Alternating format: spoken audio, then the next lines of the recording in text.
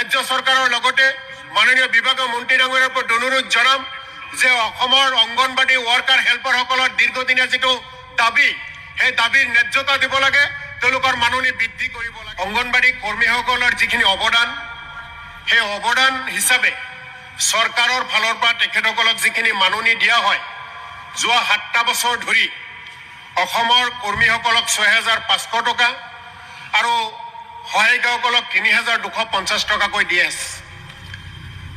যি মাননি বৰ্তমান মূল্যবৃদ্ধিৰ সময়খনত বা তেখেতসকলৰ যিখিনি কামৰ দায়িত্ব দিয়া হৈছে সেই দায়িত্ব অনুপাতে যথেষ্টখিনি কম।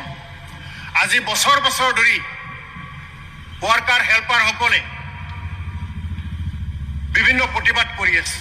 মাননীয় মুখ্যমন্ত্ৰী ডাঙৰীয়াৰ পৰা বিভাগীয় মন্ত্ৰী ডাঙৰীয়ানীৰ পৰা আৰম্ভ কৰি তেওঁলোকৰ অফিচে তেওঁলোকে সময়ে সময়ে প্ৰতিবাদ কৰে, কিন্তু আজিৰ তাৰিখলৈকে ৰাজ্য চৰকাৰে এই কৰ্মী সহায়িকাসকলৰ ওপৰত কোনো ধৰণৰ দৰদ বা তেখেতসকলৰ যিখিনি কাম তেওঁলোকে কৰে সেই হিচাপে তেখেতসকলক যিখিনি সন্মান আজিৰ তাৰিখত ৰাজ্য চৰকাৰে দিয়া নাই, এই কথাখিনি আমি সকলোৱে জানো। উপাধ্যক্ষ ডাঙৰীয়া, আপোনাৰ জৰিয়তে এই ভাৰতবৰ্ষতে বেলেগ বেলেগ ৰাজ্যসমূহত অংগনবাড়ী কৰ্মী সহায়িকাসকলক কি ধৰণে মাননি দিয়ে তাৰে এটা তথ্য মই দিব বিচাৰিছোঁ। তামিলনাডু 24,200 টকা কৰ্মীসকলক দিয়ে, সহায়িকাসকলক 12,500 টকা দিয়ে। কেৰালা ৰাজ্যই ৱৰ্কাৰক 10,000 টকা দিয়ে, হেল্পাৰক 7,000 টকা দিয়ে।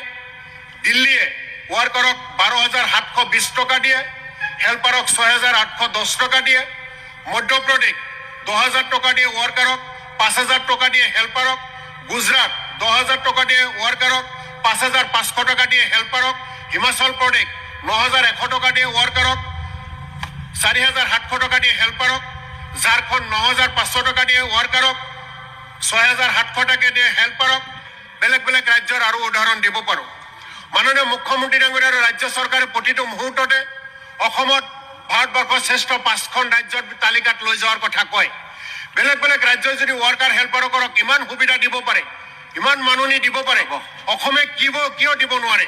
মাননীয় উপাধ্যক্ষ ডাঙৰীয়া, আপোনাৰ জৰিয়তে ৰাজ্য চৰকাৰৰ লগতে মাননীয় বিভাগীয় মন্ত্ৰী ডাঙৰীয়াৰ ওপৰত অনুৰোধ জনাম যে অসমৰ অংগনবাড়ী ৱৰ্কাৰ হেল্পাৰসকলৰ দীৰ্ঘদিনীয়া যিটো দাবী সেই দাবীৰ ন্যায্যতা দিব লাগে, তেওঁলোকৰ মাননি বৃদ্ধি কৰিব লাগে। এই কথাখিনিকে কৈ আকৌ সুযোগ দিয়াৰ বাবে আৰু ৰাজ্য চৰকাৰৰ পৰা উপযুক্ত এটা ভাল উত্তৰ পাম বুলি আশাৰে মোৰ বক্তব্য সামৰিছোঁ। Thank U.